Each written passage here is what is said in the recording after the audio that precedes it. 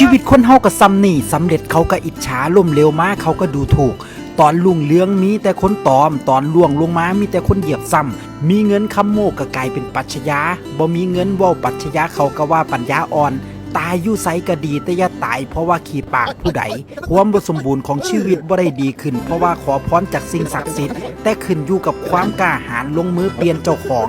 ที่มันเอากลับคืนมาบ่ได้ต้องฝึกน้อมรับที่หลังไว้บ่อยู่ต้องฝึกอวยพรให้เขาไปดีที่คั่วไว้บ่ได้ต้องฝึกฮู้พอใจในสิ่งที่มีอยู่ขี้ฟ้าล้าลับบ่แม่นว่าสิลับหายคนล่มบ่แม่นว่าสิล่มไปตลอดแค่ใจยังไหวคนก็ยังยืนบ่มีไผพยุงตัวเฮาได้ดีเท่าเฮาเพราะว่าคนพยุงก็บ่ฮู้ว่าสิผลักเฮาลงอีกมื้อใดบ่มีไผรับมือกับปัญหาของเฮาได้ดีส่ำเฮาเพราะเรื่องของเฮามีเฮาที่เข้าใจที่สุดบ่มีไผมอบความเข้มแข็งที่ดีที่สุดให้ตัวเฮาได้นอกจากเฮาสิดึงความเข้มแข็งออกมาให้เจ้าของครับ